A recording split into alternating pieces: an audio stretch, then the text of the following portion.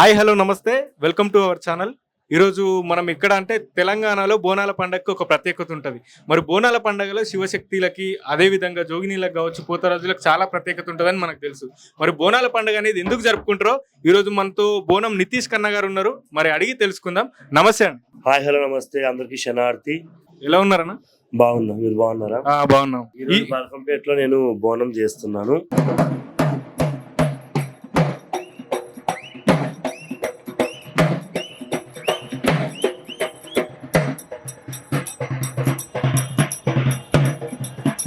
So ఆషాఢ మాసం ఈ July month 7th కి స్టార్ట్ అవుతుంది.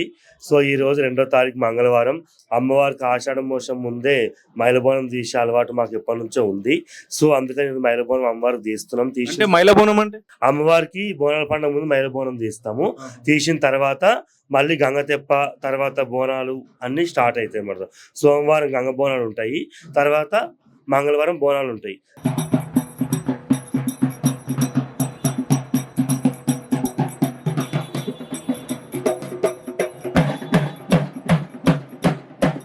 సో అమ్మవారికి ఆషాఢ మాసం రాకముందే తీసే బోనాలని మైల బోనం అని మేము అనుకుంటాం. అంటే ఈ బోనాల పండుగ ఎందుకు జరుపుకుంటారు? ఓన్లీ వేరే రాష్ట్రాలలో కాకుండా మన తెలంగాణలోనే బోనాల పండుగ ఎందుకు జరుపుకుంటారు అసలు?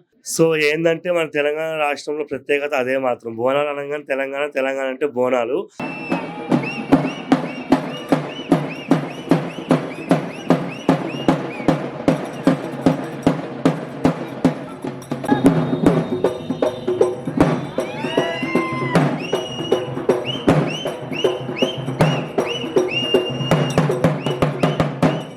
సో ఏంది అని అంటే ప్రతి ఒక్కొక్క డిస్టిక్ లో ఒక దగ్గర ఒక విధానం ఉంటుంది. ఒరిస్సాలో ఒక లెక్క ఉంటుంది, ఆంధ్రాలో ఒక లెక్క ఉంటుంది, తమిళనాడులో ఒక లెక్క ఉంటుంది, కర్ణాటకలో ఉంటుంది. తెలంగాణలో ఇది బోనాలు ఏంటంటే ఎప్పుడు మనకి పాత సాంప్రదాయం అనమాట. పెద్దలు ఇచ్చిన సాంప్రదాయము.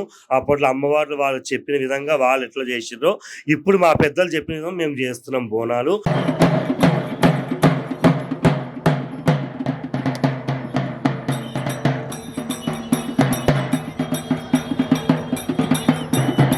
సో ఒక కొత్త కుండం తీసుకొచ్చి, మట్టి కుండం తీసుకొచ్చి బోనం అమ్మవారికి రెడీ చేస్తాము. పసుపు, కుంకుమ, పెరుగు, నూనె, సో కొన్ని వస్తువులతోని అమ్మవారికి మేము బోనాలు రెడీ చేసుకొని కుంకుమ బొట్లు, పసుపు బొట్లు పెట్టుకొని రకరకాలుగా మంచి విచిత్రంగా అమ్మవారికి బోనాలు మన రెడీ చేస్తాం. కుండలు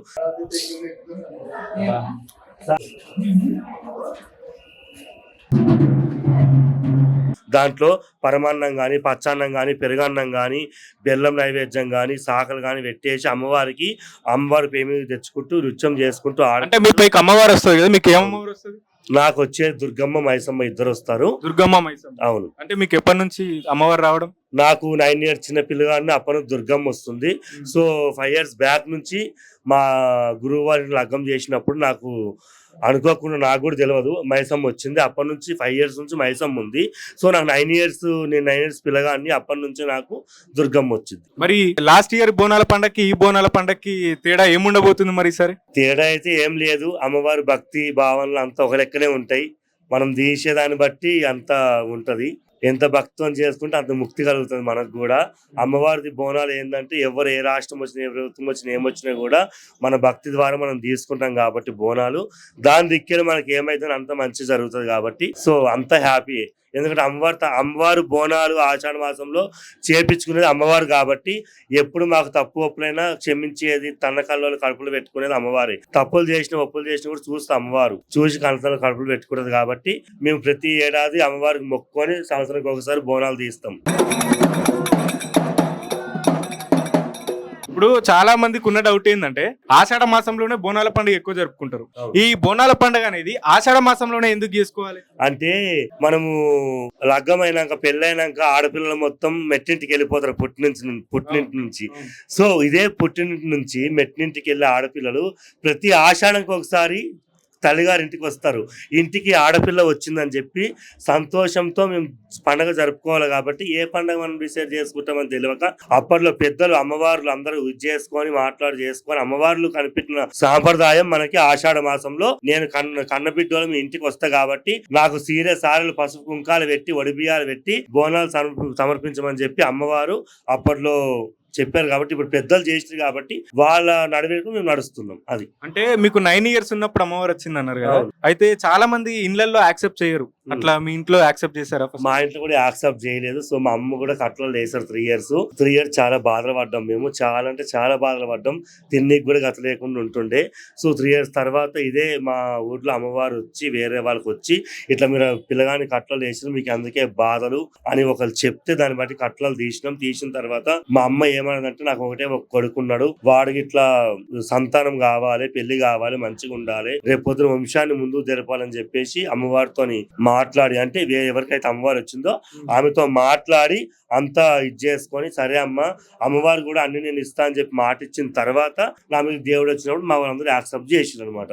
ఇప్పటికి కూడా నేను కూడా అట్లా దేవుడు వస్తుందని చెప్పేసి ఇట్లా రెడీ అయితా. బోనం ఎత్తిన తర్వాత నేను నన్ను శివశక్తి కూడా ఎవరు తొందరగా గుర్తుపట్టరు, నార్మల్ గా ఉంటారు.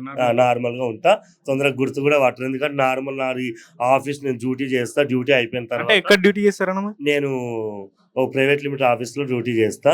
సో అక్కడ డ్యూటీ అయిపోయిన తర్వాత టైం ఉన్నప్పుడు ఈ బోనాలు, దేవుడి లగ్గాలు అవన్నీ ఎత్తుకుని చేస్తాం. ఎట్లా అనిపిస్తుంది మరి బోనాల పండుగ జరుపుకుంటే మీకు? ఆషాఢ మాసం రాగానే ఏమనిపిస్తుంది ఫస్ట్? ఆషాఢ మాసం రాగానే ఏమనిపిస్తుంది, మా తోడబుట్టిన అక్కో చెల్లో మా ఇంటికి వచ్చిన ఆడపిల్ల అని చెప్పి అనుకుంటాం. నేను కూడా మా శిష్యుల్ని బయట వాళ్ళందరినీ కూడా ఇన్వైట్ చేస్తా, బోనాలు రండి అని చెప్పి చాలా మంది కూడా చెప్తాను. అందరు కూడా అందరికి వస్తారు సంతోషంగా. ఆషాఢ మాసం ఇంటికి ఆడపిల్ల వస్తే ఎంత సంతోషంగా ఉంటామో మేము కూడా అంత సంతోషంగా ఉంటాం. అమ్మవారిని మా ఇంటి ఆడపిల్లగా మేము భావిస్తాం. ఓకే, అందరికి మన వ్యూవర్స్ కి ఒకసారి మరి ఆషాఢ మాసం బోనాల పండుగ శుభాకాంక్షలు చెప్పండి. ప్రతి ఒక్కరికి కూడా యూట్యూబ్ ఛానల్ అందరికీ, ఇన్స్టాగ్రామ్ అందరికీ బోనాల పండుగ శుభాకాంక్షలు. ప్రతి ఒక్కరు కూడా అమ్మవారు దీవెనార్థం అందరికి ఉండాలి, అందరూ మంచిగా ఉండాలని కోరుకుంటూ థ్యాంక్ యూ. ఆషాఢ మాసంలో తప్పకుండా నితీష్ కన్నానని తప్పకుండా మనం ఇంటర్వ్యూ చేసి ఎక్కువసేపు మాట్లాడుకుందాం. మరి చూస్తూనే ఉండండి WMM భక్తి. Thank you.